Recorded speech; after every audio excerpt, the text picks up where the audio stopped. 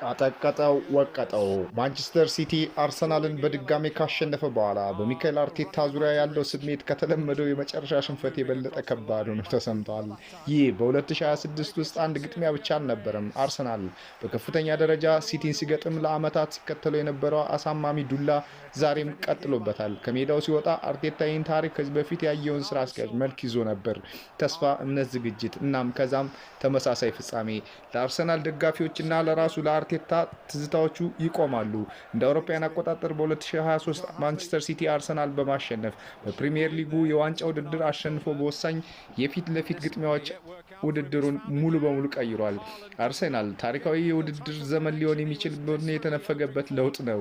ከዚያም በ2024 ሲቲ በቁልፍ ጊዜያት እንቅፋት መሆኑ አስመስክሯል። ይህም አርሰናል የቱንም ያክል ቢሻሻል አሁንም ይህን አንድ የበላይ ተፎካካሪውን ማለፍ አለመቻሉን ሀሳቡን አጠናክሮታል። እናም አሁን በ2026 በዋና መጨረሻ ደረጃ ያው ስክሪፕት እንደገና ተጫውቷል። እንደገና ሌላ ታሪክ ሰርቷል።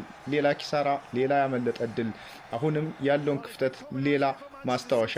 ይህን ሽንፈት በተለይም አሳማሚ ያደረገው ውጤቱ ብቻ ሳይሆን እንዴት እንደተፈጠረ ነው። አርሰናል ሀሳቡን ሙሉ በሙሉ አልገለጸም። የቀደሙት ኪሳራዎች ክብደት በስተጀርባ እንደዘገየ ያህል ውጥረት የበዛባቸው ትናንሽ እርግጠኛ ያልሆኑ ይመስላሉ። ማለፊያዎቹን የተለመደው ጥረታቸውን የጎደላቸው የማጥቃት እንቅስቃሴዎች በጣም ቀደም ብለው ተሰባብረዋል። እናም የአርቴታ ቡድን የሚገልጸው በራስ መተማመን ሊደርስበት የማይችል ይመስላል። ከጎን ሆኖ ሲመለከት አርቴታ አልተናደደም። እሱ ከዚህ የበለጠ ጥልቅ ነገር ነበር። በጸጥታ ተስፋ ቆርጧል።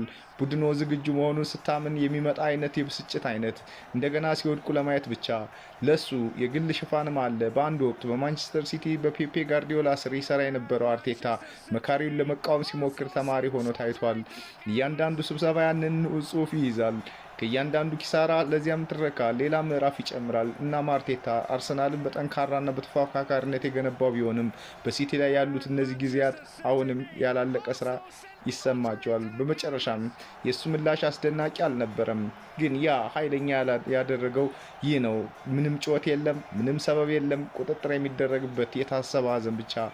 እድገት መድረጉን ያውቃል። አርሰናል ቅርብ እንደሆነ ያውቃል። ነገር ግን ቅርብ ዋንጫዎችን አያሸንፍም እና በተመሳሳይ ተቃዋሚ በተደጋጋሚ መሸነፍ በትልቁ ጊዜያት ምልክት ይተዋል። ይህ ሽንፈት የዛሬው ብቻ አልነበረም። እንደ አውሮፓውያን አቆጣጠር በ2023 2024 እንደገና አሁንም ሁሉም ወደ አንድ ረጅምና ተስፋ አስቆራጭ ታሪክ ተቀላቅለው አርቴታም አሁንም እንደገና ይህን ታሪክ ጽፎታል።